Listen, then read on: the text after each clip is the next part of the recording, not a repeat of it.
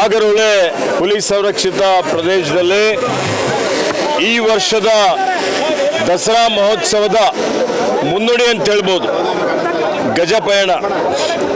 ಈ ಗಜಪಯಣಕ್ಕೆ ಚಾಲನೆ ಕೊಡಲಿಕ್ಕೆ ನಾನು, ವೆಂಕಟೇಶ್ರವರು, ಹರೀಶ್ ಗೌಡ್ರವರು, ರವಿಶಂಕರ್ ಅವರು, ಪುಷ್ಪಾ ಪನ್ನಾಥ್ರವರು, ಇತರ ನಮ್ಮ ಎಲ್ಲ ಶಾಸಕರುಗಳು ಬಂದಿದ್ದಾರೆ, ಜನಪ್ರತಿನಿಧಿಗಳು ಬಂದಿದ್ದಾರೆ, ಅಧಿಕಾರಿಗಳು ಬಂದಿದ್ದಾರೆ. ನಾವೆಲ್ಲ ಸೇರಿ ವಿದ್ಯುಕ್ತವಾಗಿ ಆನೆಗಳ ಒಂದು ಪೂಜೆಯನ್ನು ಮಾಡಿದ್ದೇವೆ. ಪೂಜೆಯನ್ನು ಮಾಡಿ ಕಾಡಿನಿಂದ ನಾಡಿಗೆ ಇವತ್ತು ಮೈಸೂರು ನಗರಕ್ಕೆ ಈ ಆನೆಗಳನ್ನು ಬೀಳ್ಕೊಡುವಂಥ ಒಂದು ಕಾರ್ಯದಲ್ಲಿ, ಪವಿತ್ರವಾದಂಥ ಕಾರ್ಯಕ್ರಮದಲ್ಲಿ ನಾವೆಲ್ಲ ಭಾಗವಹಿಸ್ತಾ ಇದ್ದೇವೆ. ನಾನು ಅರಣ್ಯ ಸಚಿವನಾಗಿ 3ನೇ ಸಲ ಇಲ್ಲಿಗೆ ಬರ್ತಾ ಇದ್ದೇನೆ. ಈ 3ನೇ ಬಾರಿಯೂ ಸಹಿತ ಇವತ್ತು ಇಂಥ ಒಂದು ಪವಿತ್ರವಾದಂಥ ಕಾರ್ಯಕ್ರಮದಲ್ಲಿ ಭಾಗವಹಿಸಲಿಕ್ಕೆ ನನಗೆ ಅವಕಾಶ ಸಿಕ್ಕಿದ್ದಕ್ಕಾಗಿ ನಾನು ಕೃತಜ್ಞತೆಗಳನ್ನು ಸಲ್ಲಿಸ್ತಾ ಇದ್ದೇನೆ. ಅದೇ ರೀತಿಯಲ್ಲಿ ಇವತ್ತೇನು ವಿಶ್ವವಿಖ್ಯಾತ ದಸರಾ ಮಹೋತ್ಸವ ಪ್ರತಿ ವರ್ಷದಂತೆ ನಾವು ಅತ್ಯಂತ ವಿಜೃಂಭಣೆಯಿಂದ ಆಚರಣೆ ಮಾಡ್ತಾ ಇದ್ದೀವಿ.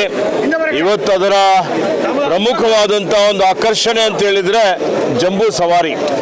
ಈ ಜಂಬೂ ಸವಾರಿಯಲ್ಲಿ ಪ್ರತಿ ವರ್ಷ ತಮಗೆಲ್ಲ ಗೊತ್ತಿದೆ, ಅರ್ಜುನ ಆನೆ ಸುಮಾರು 8 ಸಲ ಇವತ್ತು ಅಂಬಾರಿಯನ್ನು ಹೊತ್ತು 750 kg ಇವತ್ತು ಅಧಿದೇವತೆ ಚಾಮುಂಡೇಶ್ವರಿಯ ವಿಗ್ರಹವನ್ನು ಹೊತ್ತು ಇವತ್ತು ಆ ಒಂದು ಮಹೋತ್ಸವದಲ್ಲಿ ಭಾಗವಹಿಸಿದ್ದು ನಮಗೆಲ್ಲ ನೆನಪಿದೆ.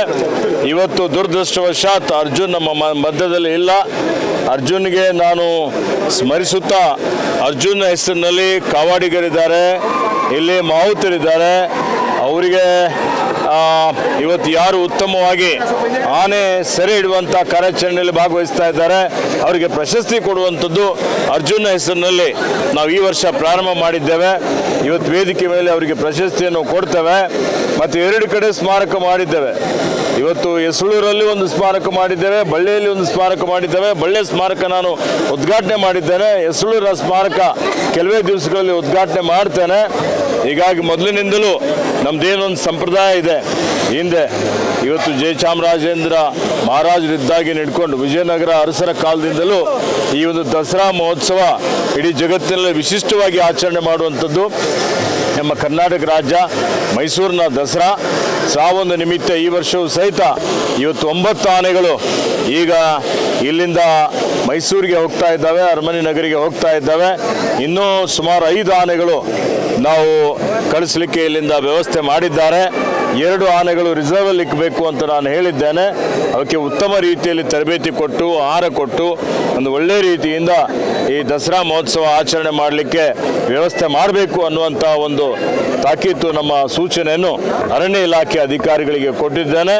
ದಸರಾ ಮಹೋತ್ಸವ ಮತ್ತು ಅರಣ್ಯ ಇಲಾಖೆ ನಮ್ಮದೆಲ್ಲ ಅನ್ಯೋನ್ಯವಾದಂಥ ಒಂದು ಸಂಬಂಧ ಇದೆ. ಆ ನಿಟ್ಟಿನಲ್ಲಿ ಇವತ್ತು ನಾವೆಲ್ಲರೂ ಉಸ್ತುವಾರಿ ಮಂತ್ರಿಗಳಾದಂಥ ಮಹದೇವಪ್ಪನವರು ಬರಬೇಕಾಗಿತ್ತು, ಅನಿವಾರ್ಯ ಕಾರಣದಿಂದ ಅವರು ಬಂದಿಲ್ಲ. ಮತ್ತು ಸನ್ಮಾನ್ಯ ನಮ್ಮೆಲ್ಲರ ನೆಚ್ಚಿನ ನಾಯಕರಾದಂಥ ಶ್ರೀ ಸಿದ್ದರಾಮಯ್ಯಜಿಯವರು, ಉಪಮುಖ್ಯಮಂತ್ರಿ ಆದಂಥ ಶ್ರೀ ಡಿ ಕೆ ಶಿವಕುಮಾರ್ ಅವರು, ಎಲ್ಲ ನಮ್ಮ ಸಚಿವ ಸಂಪುಟದ ಸದಸ್ಯರು ಈ ದಸರಾ ಮಹೋತ್ಸವದಲ್ಲಿ ಶಾಸಕರೆಲ್ಲರೂ ಭಾಗವಹಿಸ್ತಾರೆ. ಮತ್ತು ನಾವೆಲ್ಲ ಯಶಸ್ವಿಯಾಗಿ ಈ ದಸರಾ ಮಹೋತ್ಸವ ಜರುಗಲಿ ಮತ್ತು ಚಾಮುಂಡಿ ದೇವಿ ಆಶೀರ್ವಾದ ಕರ್ನಾಟಕ ರಾಜ್ಯದ ಮೇಲೆ ಇರಲಿ. ಒಳ್ಳೆ ಉತ್ತಮವಾಗಿ ಮಳೆ ಆಗಲಿ, ಬೆಳೆ ಆಗಲಿ, ಎಲ್ಲರಿಗೂ ಸುಖ, ಶಾಂತಿ, ಸಮೃದ್ಧಿ, ನೆಮ್ಮದಿ ಕೊಡಲಿ ಅಂತೇಳಿ ಹೇಳಿ ಚಾಮುಂಡಿ ದೇವಿಗೆ ನನ್ನ ಪ್ರಾರ್ಥನೆಗಳನ್ನು ಸಲ್ಲಿಸಿ ಎಲ್ಲರಿಗೂ ಶುಭವನ್ನು ಕೋರುತ್ತೇನೆ. ಈಗ ಉಸ್ತುವಾರಿ ಸಚಿವರ ಮಹದೇವಪ್ಪನವರು ಕನ್ನಂಬಾಡಿ ಕಟ್ಟೆ ಬಗ್ಗೆ ಒಂದು ಮಾತಾಡಿದ್ದಾರೆ. ಕನ್ನಂಬಾಡಿ ಕಟ್ಟೆಗೆ ಅಡಿಗಲ್ಲು ಹಾಕಿದ್ದು ಟಿಪ್ಪು ಸುಲ್ತಾನ್ ಅವರು. ನೋಡಿ, ಮಹದೇವ್ ಸಾಹೇಬ್ರು ಹೇಳಿದ್ದಾರೆ, ಅವರೇ ಅದಕ್ಕೆ ಉತ್ತರ ಕೊಡ್ತಾರೆ. ಅಲ್ಲ, ತಮ್ಮ ಅಭಿಪ್ರಾಯ ಏನು ಸರ್? ಅವರೇ ಟಿಪ್ಪು ಅಡಿಗಲ್ಲು ಹಾಕಿದ್ದು ಅನ್ನೋ ವಿಚಾರಕ್ಕೆ. ನೋಡಿ, ಈಗ ನಾನು ಈಗಾಗಲೇ ಹೇಳಿದ್ದೇನೆ, ಈ ವಿಷಯ ಈಗ ನೀವು ನನ್ನ ಗಮನಕ್ಕೆ ತರ್ತಾ ಇದ್ದೀರಿ. ಇದ್ರ ಬಗ್ಗೆ ನಾನು ಮಾಹಿತಿಯನ್ನು ಪಡೆದುಕೊಂಡು ಹೇಳ್ತೇನೆ. ಒಳ ಮೀಸಲಾತಿ ಗಲಾಟೆ ಕೂಡ ಜಾಸ್ತಿ ಆಗಿದೆ. ಈಗ ಒಳ ಮೀಸಲಾತಿ ಈಗಾಗಲೇ ಮಾನ್ಯ ಮುಖ್ಯಮಂತ್ರಿಗಳು ಹೇಳಿದ್ದಾರೆ, ಇದು ಬಗೆಹರಿದಿದೆ, ಜಾರಿಗೆ ತರ್ತೀವಿ ಅಂತೇಳಿ ನಮ್ಮ ಪ್ರಣಾಳಿಕೆಯಲ್ಲಿ ಹೇಳಿದ್ದೇವೆ.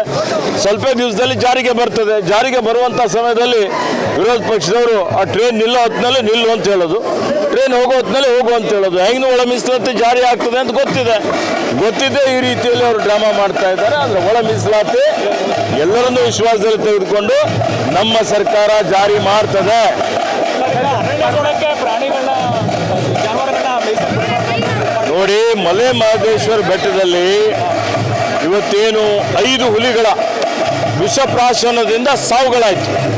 ಆ ಸಾವು ಯಾಕಾಗಿದೆ ಅಂತ ಉನ್ನತ ಮಟ್ಟದ ಅಧಿಕಾರಿಗಳ ಒಂದು ತಂಡವನ್ನು ನಾನು ಕಳಿಸಿದ್ದೆ. ಅವ್ರ ವರದಿಯಲ್ಲಿ ತಮಿಳುನಾಡಿನಿಂದ ಸಾವಿರಾರು ಜಾನುವಾರುಗಳು ನಮ್ಮ ಅರಣ್ಯದಲ್ಲಿ ಬಂದು ಮೇವು ತಿಂದು ಮೇವು ಕಡಿಮೆ ಆಗಿ ಇವತ್ತು ನಮ್ಮ ಅಲ್ಲಿರುವಂಥ ವನ್ಯಜೀವಿಗಳಿಗೆ ಅವರ ಆಹಾರಕ್ಕೆ ತೊಂದರೆ ಆಗ್ತಾ ಇದೆ. ಅದನ್ನು ಹೊರ ರಾಜ್ಯದಿಂದ ಬರುವಂಥ ಜಾನುವಾರುಗಳಿಗೆ ನಿರ್ಬಂಧ ಹಾಕಬೇಕು ಅನ್ನೋಂಥ ರೀತಿಯಲ್ಲಿ ಇವತ್ತು ನಾವು ತೀರ್ಮಾನವನ್ನು ಮಾಡಿದ್ದೇವೆ. ಸ್ಥಳೀಯರಿಗೆ ಯಾರು ಅರಣ್ಯವಾಸಿಗಳಿದ್ದಾರೆ ಅವರಿಗೆ ಯಾವುದೇ ರೀತಿಯ ತೊಂದರೆ ಆಗೋದಿಲ್ಲ. ಸರ್, ಹಿರಿಯ ಶಾಸಕರುಗಳಿಗೆ ಸಚಿವ ಸ್ಥಾನದ ಅವಕಾಶ ಸಿಗಬೇಕು ಅನ್ನೋ ಕೂಗು ನಿಮ್ಮ ಪಕ್ಷದಲ್ಲೇ ಕೇಳ್ತಾ ಇದೆ ಅಂತೇಳಿ ಈ ಬಗ್ಗೆ ಏನಾದ್ರು ಚರ್ಚೆ? ಹೌದು, ಯಾಕೆ ಸಿಗಬಾರ್ದು? ಅದನ್ನೇ ಅವರಿಗೂ ಸಿಗಲೇಬೇಕಲ್ಲ.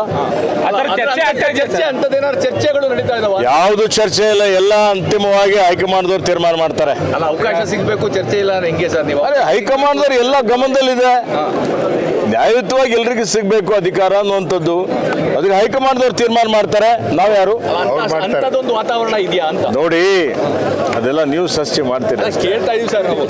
ನಾನು ಹೇಳಿದ್ನಲ್ಲ, ಈಗ ಕೇಳ್ತಾ ಇದೀವಿ ಅಂತ ಯಾವುದೇ ವಾತಾವರಣ ಇರೋದು ಮತ್ತೊಂದು ನಮ್ಮ ಆಂತರಿಕ ಪಕ್ಷದ ವಿಚಾರ. ನಮ್ಮ ವರಿಷ್ಠರು ಅದ್ರ ಬಗ್ಗೆ ತೀರ್ಮಾನ ಮಾಡ್ತಾರೆ. ಶಾಸಕರಿಗೆ ಹಣವನ್ನು ಕೊಟ್ಟಿರುವಂತದ್ದು ವಿಚಾರ ಎಲ್ರಿಗೂ 50-50 ಕೋಟಿ ಸಿಕ್ಕಿದೆ ಅಂತಲ್ಲ, ಮುಂದೆ ಕ್ಷೇತ್ರದ ಅಭಿವೃದ್ಧಿಗಳು ಆಗ್ತವೆ ಈಗ ಆಗ್ತದೆ. ಹಾಗೆ ಆಗ್ತದೆ. ಹಿಂದೆನೂ ಕೊಟ್ಟಿದ್ದಾರೆ.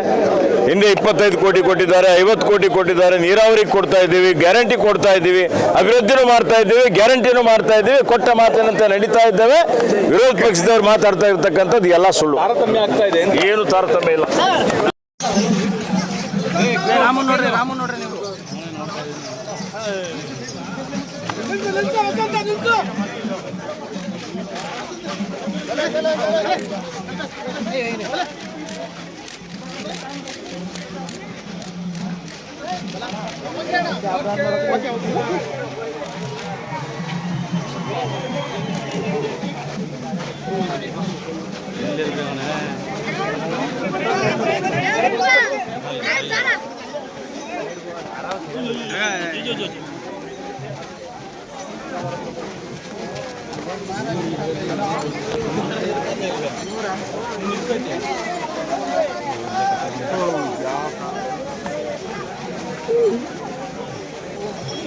Nandini, Bharat news TV, Mysuru.